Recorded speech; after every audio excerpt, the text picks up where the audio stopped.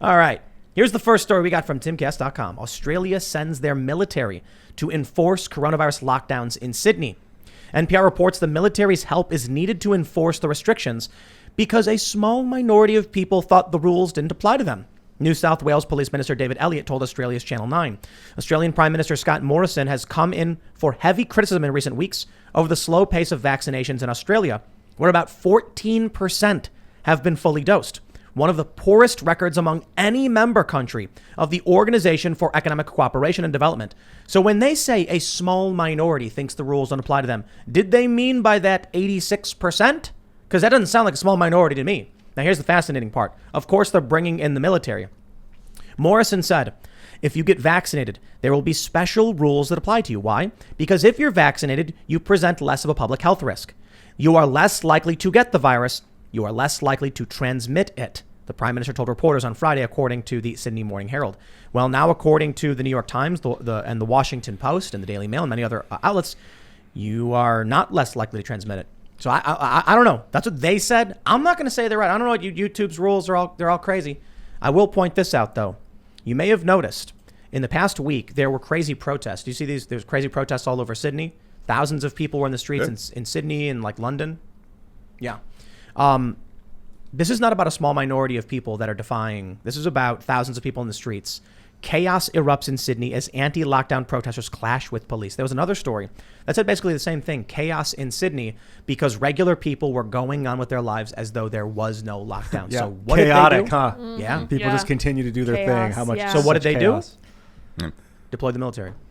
Yeah, I mean, so first of all, I think there's a lot of competition in this race, in these lanes, but Australia seems to have had one of the craziest reactions to COVID-19 of any major state.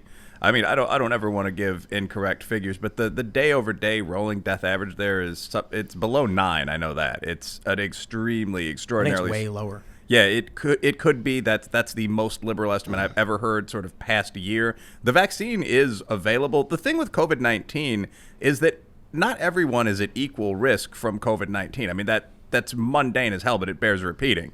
I mean, Tim, you pointed this out to me before the show. I mean, the total number of people under 40 that have died from COVID, what, 9,000 or something like that? It's like 9,700 and something. I don't have the full numbers, but it's the 9,000s. Yeah, the total number of individuals under 18, at least in the USA, because we keep hearing about the children that have died from or with COVID-19, is under 600. It's 331. Yeah, that's a population of 75 million.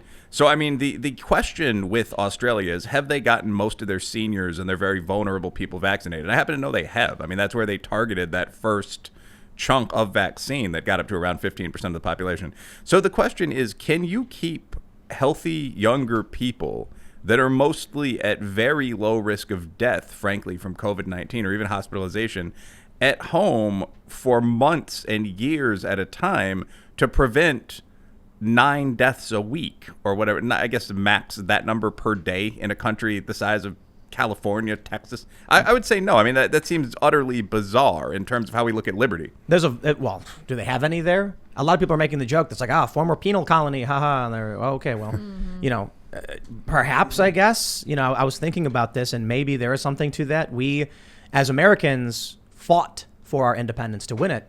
People in Australia, it was part of, I don't know the full history of Australia, but, penal colony. I don't know their full, the numbers for Australia. I can only really speak to the U.S. Mm-hmm. But I will say that there was this viral video that was, I just put it crazy and hilarious, I suppose. It's a news report of Australia where they're like, 1 person has been infected. Oh, yeah. We'll be locking down for the next month. And it's like, wait, what? It's like, wow, people have gone really over the top with this stuff. I tell you, I see some of these stories and I'm like, if there was anything, if I was trying to advise any of these people to like discourage vaccination, I'd be like, keep doing what you're doing. This is a great. No, they're trying to get people to get the vaccine, but they're just doing basically the opposite. You think when you have 14% of your population getting vaccinated, sending in the military is going to make them think you have their best interest at heart? The opposite. Because you go this route, there's no turning back. Now you have dedicated yourself to authoritarianism. You have sacrificed your trust and credibility. Where can you go after that? Well, I mean, you can go some ugly places, but this is to me by far the most disturbing thing about COVID-19. I mean, the things that the citizenry has allowed to be kind of placed on the table.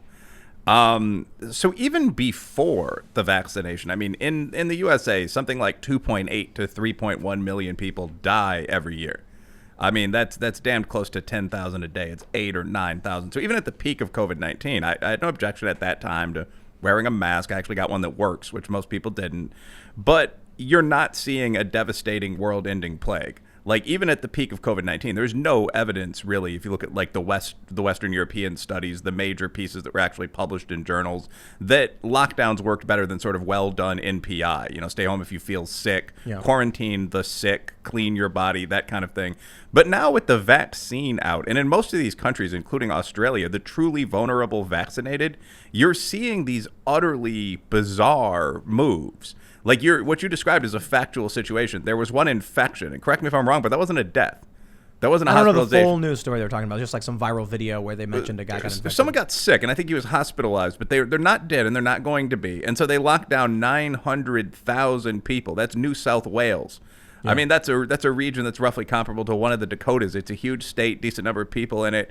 I think if this is possible in reaction to that level of risk, like one, let's say death means 900,000 incarcerations for 3 months, it would be very, very difficult for these Western societies to do anything functional going forward.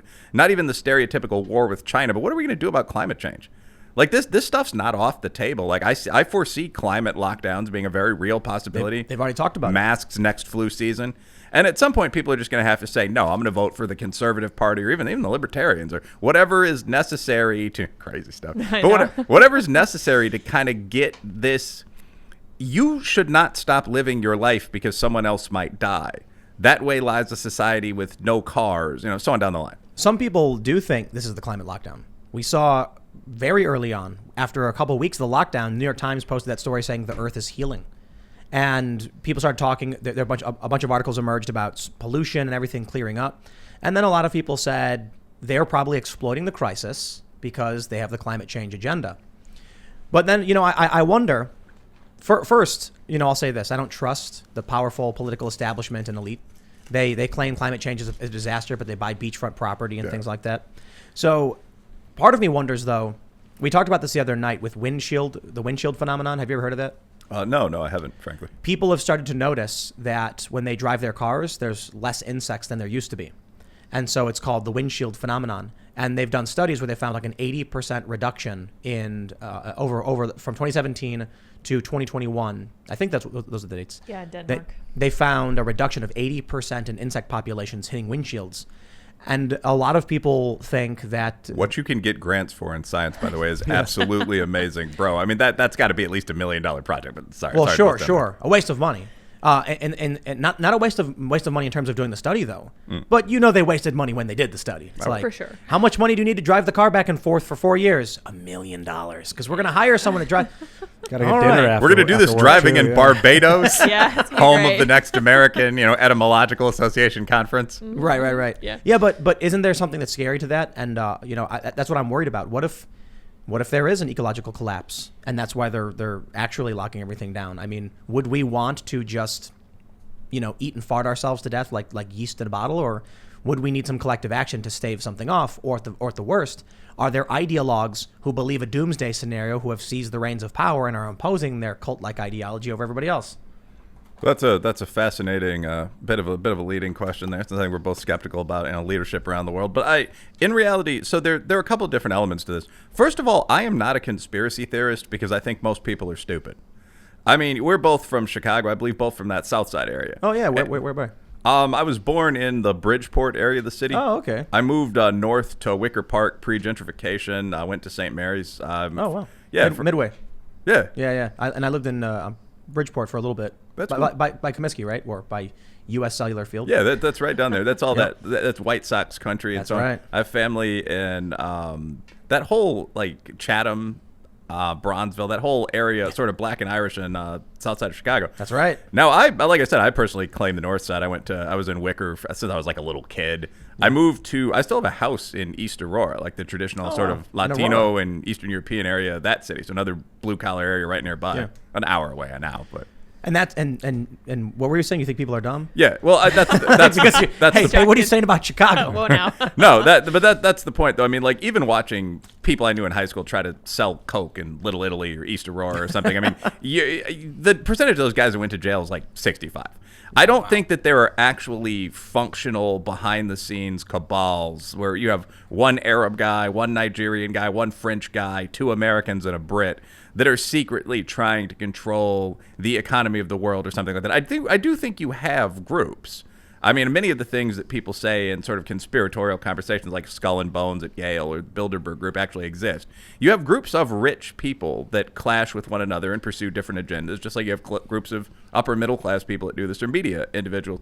But I do think, like, first, there was a weird sort of climate porn that you saw in the mainstream media for a while, where you'd see these headlines like whales have been spotted in such and such a canal. And it's like, that's because there aren't any goddamn people. Like excuse the language. But they're taking all the ships out of the normal shipping lanes. People are on lockdown. That's not a positive. The best of these articles, either from COVID or within the couple of years before, was The Guardian, why Genghis Khan was good for the environment. Oh, yeah. Because he killed so many people, right. You see that the smoke from the cook fire stopped the planet cold. There are some other people they would like to make those claims about. I don't think so. Well, I think that today, I don't think there's a conscious attempt to usher in a climate lockdown because of COVID. But last sentence, kind of getting to the point here on my end, I think that the bigger issue is that the people that are running a lot of American discourse have the same solutions to everything. This is so if you notice the climate solutions, like we need to pursue a more socialist, generous policy of XYZ, are the same as the COVID solutions and the same as the proposed solutions to our race crisis. So I don't think the issue is so much what the key that opens the door is. It's kind of what comes through. Like all of these things are being used by people that want the same agenda to a certain extent. Right. Yeah. It's a standalone complex, as we often say it. It's not a conspiracy. It's a bunch of people of similar ideology working in a similar direction because they believe similar things. And maybe, but when you look at the Pareto distribution of, basically almost everything in existence, you get the extremes at the very top and at the very bottom. But these extreme wealthophile, powerful people I don't have any data to back this up, except that, you look at sociologically, there are times when the very, very few will coagulate at the top. And I wonder if there are a small group of people that have been organizing this since. I mean, if you look at the way the Federal Reserve was built by like 8 guys. Yeah, Jekyll Island. That was crazy. Creepy story. True, but I think the issue of the creature from Jekyll Island. Right. Yeah. I think the issue with that, though, is that, at the simplest level in political science, about half of the rich disagree with the other half. I mean, that's why there's this extraordinary kind of back and forth of like, you're funded by the Koch brothers. Well, you're funded by George Soros and the sciences. I mean, you have the Chinese billionaires that unexpectedly are kind of coming in often on the right side of things politically. Yeah. I mean, on the other hand, you have the moon men, these tech bros that are currently flying around in space. So I don't think there's one unified position that people are advancing across, say, great wealth to try to move the world forward. I think that there are some positions that are more influential than others because one group of sort of coastal, upper middle class, urban, big city, mostly leftists happens to control the media, social media, and academia in the USA and Britain in particular. So there are ideas you see more often than you see other ideas. And I think that is the climate panic is one of those, but I don't think in practice Governor DeSantis or somebody's necessarily going to back that actually happening, or the billionaires in that state are going to. You're familiar with the Journo lists? Have you ever heard of those? Not journalist, a Journo, like Journ-O-list. It was a list. It was a web list of journalists that all communicate with each other. Oh yeah. This is a good example of, I guess I don't know. It borders on conspiracy in a sense, in that they would all share stories and then agree on them because they were all in the same chat, and then all of these outlets would publish the same stories.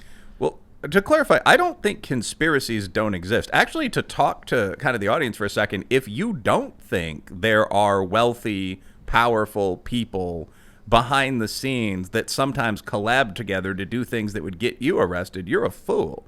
I mean, like, even at my little level, like, I'm a member of, like, the lower upper class. Like, and I'm often contacted by friends from the U of I Law, for example, or, you know, Freedom Fest, which I just attended. Great event, but reasonable, pretty high level stuff. Media figures.